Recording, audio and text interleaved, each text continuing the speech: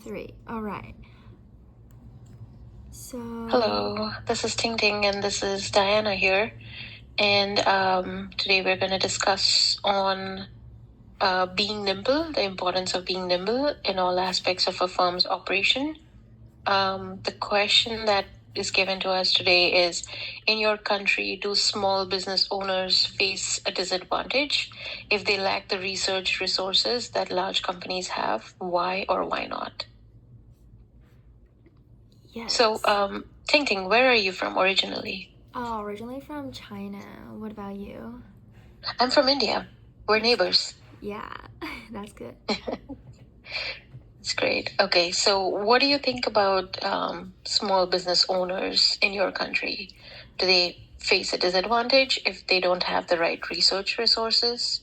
I think like for small business because the size is small, like the whole thing is everything's just small, and this may cause them to make the inaccurate or like they can make like a flexible decisions in the marketing compared with a big size business. And another thing is like they cannot adapt to the market changes in a timely manner, so at the end it affects competitiveness and the development of the prospect of the enterprise. But I think the small business are not like entirely without any advantage. They are flexible, like I said. They are innovative and be able to adjust strategies and launch the new products more quickly compared to the big business in the market. Yeah, I think I have an example. It's not from India, but it just came to my mind right now. I don't know if you know about the company Tile. It was an up and coming tech company that helped you with locations tagging, your devices, your wallet, your phones, and now we know AirTag really good. And I think Apple acquired them, so they were really doing well, for their technology and everything in today's market. It's just that they weren't able to survive the market, or they were more of a company that could be acquired in future, and they didn't know how to grow. So I think that could be one place where companies, if they don't know how to analyze market trends, what are the competitive landscapes, how do we go about acquisitions and everything, you may struggle with that. It may end up being a completely Apple product, and you may not exist in the market anymore. I mean, you can sell your company, that's great, but if you wanted to look forward to growing your company, that may not happen in future. Yeah, I see. Thank you for the examples. And I'm thinking about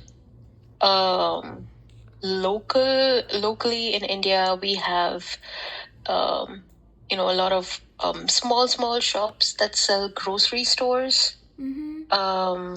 Yeah, they are in competition with big chains, like there's Reliance Fresh, there's Big Bazaar. So a lot of them, they understand consumer preferences and they optimize their product offerings. But I know that those small grocery stores, they don't have that advantage against the big retail chains. But in my country, a lot of people still do prefer those tiny grocery stores because they feel, I don't know, maybe it's because, you know them for a long time, or it's a small grocery store. So you get exactly what you're looking for. Yeah. And yes, of course, in a big grocery stores, you have like everything under one roof. It becomes easier, but for, the smallest of all things, we still go to those small grocery stores. So I think they have a different place in the market. Maybe not completely removed off, but when you talk about how would they grow in future, yeah, they wouldn't exist in a market in competition with retail chains. They definitely have a different segment in the market, and they cater to a different customer and their preferences. Yeah, I agree. Like, I think same here in China. Like, for example, like that community, there's in that community or in that neighborhood, there's like a small grocery store, and everybody knows that store for a really long time, and they build like a really good relationships. So I think those people would prefer to go to the small or the local grocery store instead of going to the big one. And also speaking of the price match, that the big grocery stores, I mean the grocery might be really fresh or they have more different types, but they still prefer the small ones. Yeah. And another example that's completely drastically different is there is a store in India, it's called D-Mart. And they started off as a very small operation or very small store, but they are like the Costco of India. So yeah, they don't have like a warehouse where they stock things and then they showcase everything for people to buy. They just have the warehouse that's open for people to come and buy. So they have gone from a very small store to a massive supply chain system in all over major cities of India at least. But in the smaller cities, I still feel that those small stores, those local stores, they still have a higher advantage. But when it comes in terms of growing, yes, stores like D-Mart, they were able to change their ideology from a small store into something like a Costco in India. And I'm pretty sure they had a lot of research behind them, how they could transition that, how they could grow their business. So that's incredible, actually. Like the things that you can do with business. Yeah, I agree. Like for the short term, the small business might be good, but for the long term, like they may be squeezed by the markets or by the big company or big business.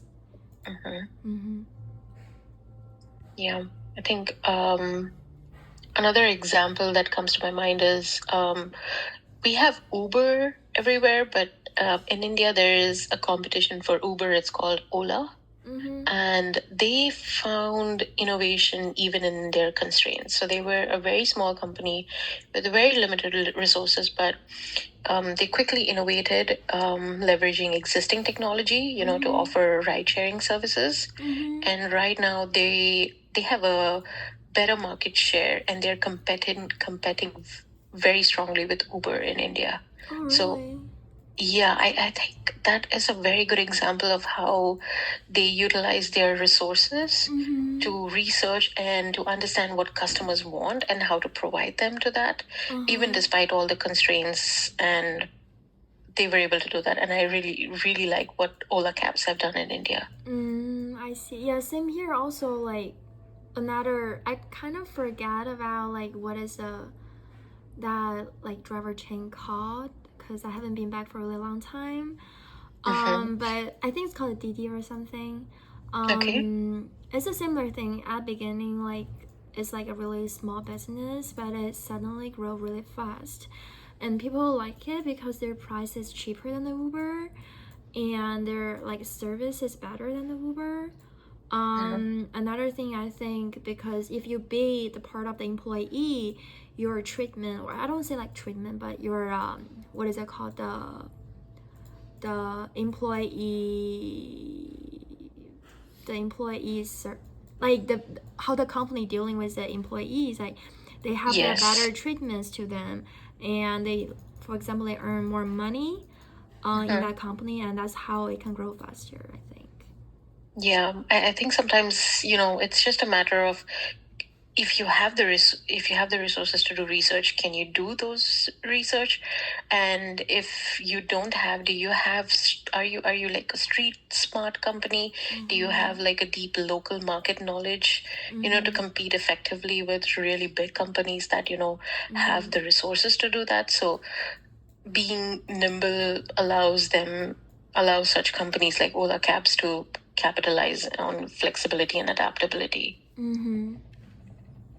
Yeah, it's very important to balance out everything. Understanding customers, understanding the local market, and using whatever resources you have at your hand. Yeah, so I feel like there are ways to get around through it. You just need to figure out the right way. And the right time. Yes. Timing is very, very important. Yes. That's true. Yeah, I think that would be all right. Yep. Okay. Thank you. Thank you. I think she